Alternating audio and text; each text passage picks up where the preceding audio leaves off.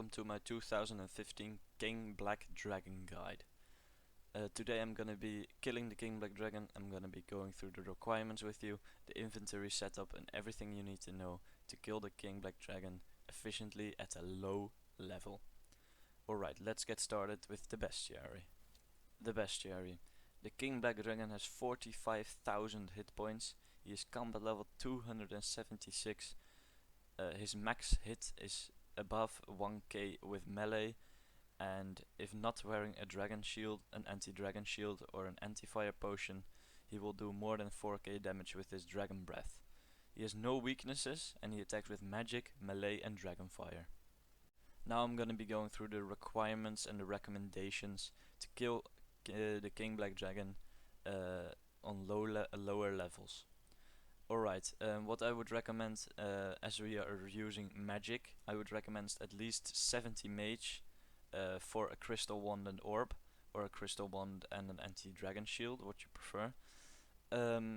However, I would recommend getting at least Staff of Light for this, and of course, with the Staff of Light you're not going to be experiencing that much accuracy problems, but you can also, of course, always upgrade to a Staff of Armadale, to a Chaotic Staff, Seismics if you want to like really be pro. And for defense levels, around level 70 defense for subjugation or 75 for Ganodermic. The defense is not really necessary here. As you're not going to be using range, attack and strength, that's not going to be the case. However, you can use range, and I'd recommend at least 80 range for that. Or at least 70 range for that. I mean, to get the crystal bow you can upgrade this with the Armadale crossbow at level 75, getting a royal crossbow at level 80, and then you're not going to be having any trouble at all hitting the King Black Dragon efficiently. For melee, I don't recommend using this because he can hit high with melee, and but if you do, I'd recommend having at least a God Sword at level 75. Or you can be using an Abyssal Vine Whip at level 75 as well, and 80 Slayer, and using an anti-dragon shield with anti-fire potion. Alright, that is for the requirements for the normal stats. Now we're gonna go through prayer. I'd recommend at least 37 prayer, as you need this for the protect from magic prayer, and we're gonna be using magic, so we're not gonna be using melee prayers. However, I'd recommend getting higher just so you have more prayer points to spend. And if you're gonna be using the Ancient Curses prayer book, you're gonna be wanting somewhere in the 60s for the Deflect Magic prayer. Also for your summoning level, I'd recommend getting at least 52 for the Spirit Terror Bird. However, you can upgrade it is 67 with the War Tortoise, that's what I have. And you can of course upgrade it with higher level Beasts of Burdens, just so you can camp longer at the KBD. So there, we've gone through the recommendations and requirements. Now let's get into the gear setup.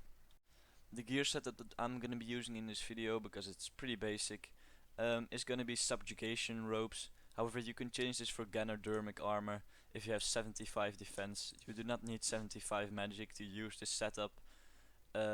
Just 75 defense, and it has a lot better armor bonus than the subjugation, but subjugation has magic bonus, so the DPS will be increased. I'm gonna be using a Staff of Light, an Obsidian Cape, Amulet of Glory, Ganodermic boosts, Gloves of Subjugation and a Seer's Ring. This is just a basic setup. If you can't afford the subjugation gear, go for Ganodermic, or you can go for Griffolic, which is level 60 gear, but I don't really recommend getting that. Of course, you can upgrade this gear by getting Sea Singer's robes at level 85 defense and level 85 constitution. Getting a better amulet like the Fury, Amulet of Souls. You can upgrade the ring by using a 6-8 circuit or something like that. Ganodermic boots, I'm just using it because they're really cheap, only 4k and the subjugation boots are like 1 mil, so I don't really feel like buying subjugation boots for that. You can of course do this however if you want. So this is for the gear setup. Now let's get into the inventory setup. Now for the gear setup, I mean the inventory setup, of course. What you want to be taking is the runes for your specific um, spell that you're going to be using. I'm going to be using the Fire Wave spell, which is the best spell that I can be using now. And you're gonna be wanting to have a super magic potion just to boost your level so you can perform the sunshine ability if you're my level, of course. Otherwise, just take the magic potion anyway, because you can perform other abilities like tsunami or something like that, and you will boost your accuracy anyway. Take 2 anti-fire potions. These are not too expensive, only like 4k a piece. Only drink them when you're about to expire on the anti-fire boost. This will happen once every 5 minutes, and you will have a message in your chat box to say when that is. I've taken 2 prayer flasks and a normal prayer potion. You can of course use this as a prayer flask as well. Prayer flasks are rather expensive, they are like 9k, and the prayer potions are like 3k. So if you want to be using the prayer potions, that's fine with me, of course. For the rest, use sharks, and your beast of burden will contain sharks as well. Now let's get into the actual killing. What ability should you be using?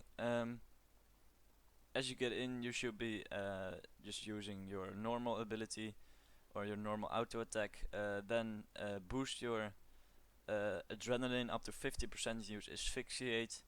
Then use wild magic when you're back on 50% again. Then go to 100% and use either sunshine or metamorphosis. They'll both boost your damage output by 50%. Metamorphosis for 20 seconds and sunshine for 30 seconds. Which is of course why sunshine is a bit better, and I've got both of them in my action bar. They're both ultimate abilities, so use these when you're not at the end of a kill, because it's gonna be a waste of your ability. I would recommend getting the spawn on the what is it, the instance on fastest, because it will still be rather slow and you will have to have enough time to pick up everything. And yeah, let's go there now and I will show you where it is and how you can get in there. Alright, so this is the location of where you will have to enter the King Black Dragon's lair, the artifact on the border of the wilderness. This is in Edgeville, north of the monastery. What you're gonna be wanting to do is activate the artifact and either press enter encounter or start join custom encounter. I recommend getting your own instance, which costs 50k. Of course, if you want to do this with your friends, you can enter more players into the fight. You can change the combat level, and you can change the spawn speed here, which I will be doing. And this is what you want to be having. Of course, you can customize it dependent on how many players you are and what your preferences are. Now I'm gonna be killing the King Black Dragon on normal speed. I'm gonna be putting some music under it, and I'm not gonna be talking, so enjoy the kill and I hope you're gonna learn something from how I do it.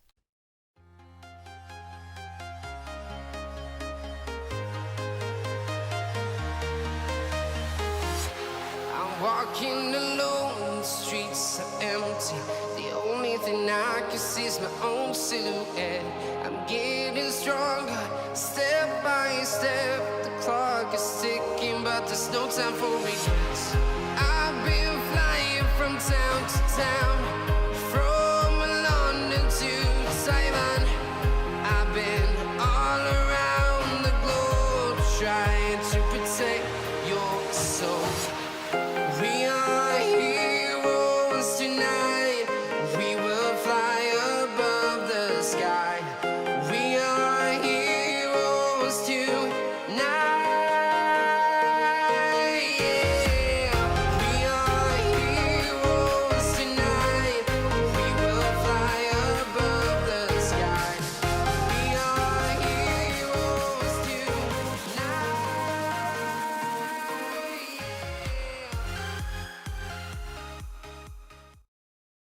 So as you guys can see, that was a pretty successful kill. It took me about half a minute to a minute, I'm not sure what it was. It's really fast, and I ate 3 sharks, so you can camp a long time here. and you will be able to do this as much times as you want. You can get it for a death task. As you can see, I have a daily challenge for which I need to kill 21, which will be a 2 trips probably.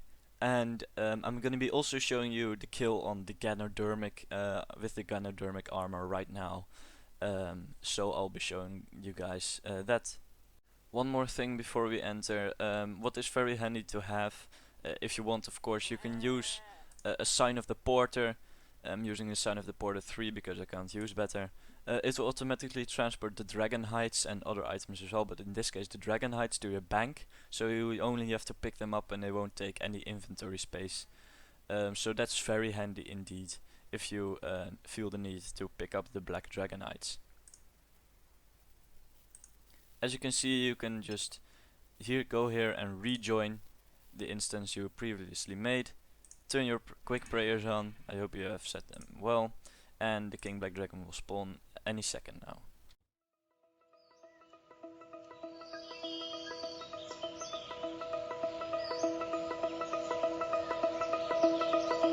Here in the wake of dawn, I see you shine.